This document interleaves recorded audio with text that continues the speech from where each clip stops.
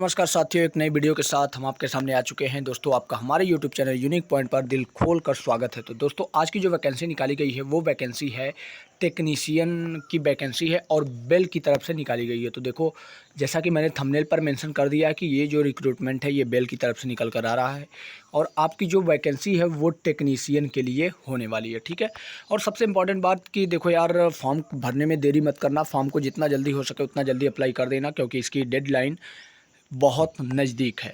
ठीक है, देरी करेंगे तो दिक्कत हो जाएगी। और सबसे इम्पॉर्टेंट बात यहाँ पे ये है कि ऑल इंडिया के कैंडिडेट, जहाँ मतलब अगर कोई भी कैंडिडेट इंडिया से बिलोंग करता है तो वो इस फॉर्म को भर सकता है।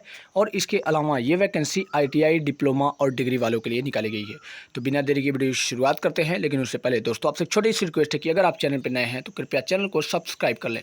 तो चलिए हम अपने नोटिफिकेशन की ओर मूव करते हैं। तो देखो यार, ये बेल की तरफ से, भारत इलेक्ट्रॉनिक्स लिमिटेड की तरफ से ये वैकेंसी निकाली गई है। तो इसमें ज़्यादा सोचने वाली नहीं है, ऑफिशियल नोटिफिकेशन है, तो ये चीज़ आप ध्यान में रख लीजिएगा। और इसके अलावा अगर बात करें तो मैं मतलब PDF थोड़ी लंबी है तो PDF को जल्दी जल्दी कवर करते हैं।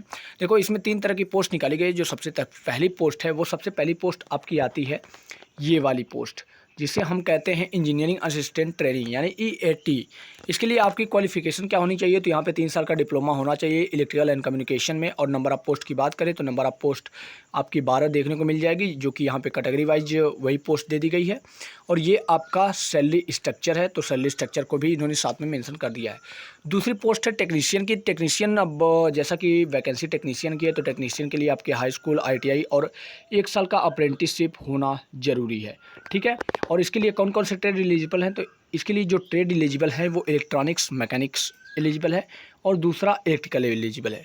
और दोनों नंबर ऑफ़ पोस्ट की बात करें तो नंबर ऑफ़ पोस्ट आपको यहाँ पे देखने को मिल जाएगी। इलेक्ट्रॉनिक्स मैकेनिक्स में आप में को 15 और इलेक्ट्रिकल में 2 वैकेंसी देखने को मिलेगी। इसके अलावा अगर बात करें कि आपकी सैलरी स्ट्रक्चर क्या होगा, तो यहाँ पे सैलरी के बारे में भी इन्होंने मेंशन कर रखा है। ठीक है, तो ये चीज़ ध्यान में रखिएगा। जो तीसरी पोस्ट है, तीसरी पोस्ट आपको जूनियर असिस्टेंट के रूप में देखने को मिल जाएगी, जो कि यहाँ पे मेंशन करी गई है।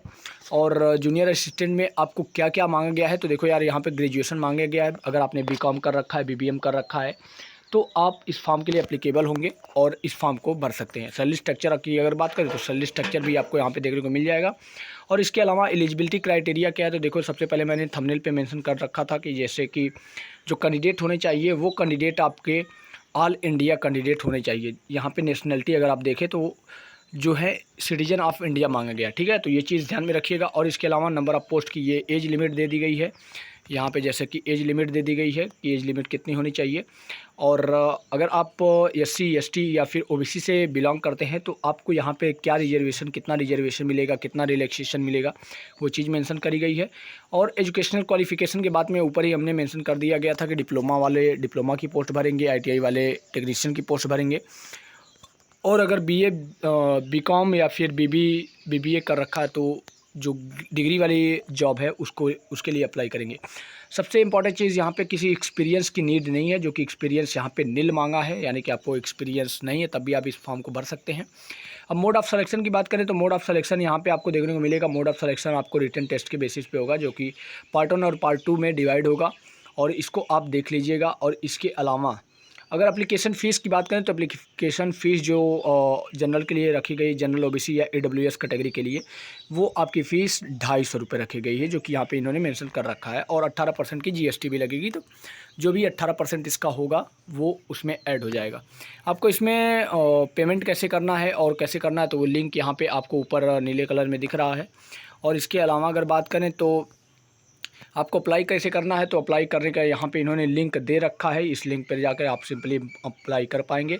ये कुछ जनरल इंस्ट्रक्शन है। मुझे लगता है दोस्तों कि ये जनरल इंस्ट्रक्शन कुछ ज़्यादा ही दे दिया है, तो इसको मैं कवर नहीं करूँगा। अगर आप इस PDF को पाना चाहते हैं तो टेलीग्राम का लिंक मैंने डिस्क्रिप्शन बॉक्स में दे रखा है, वहाँ से जाकर आप इस PDF को डाउनलोड कर पाएंगे और पढ़ पाएंगे।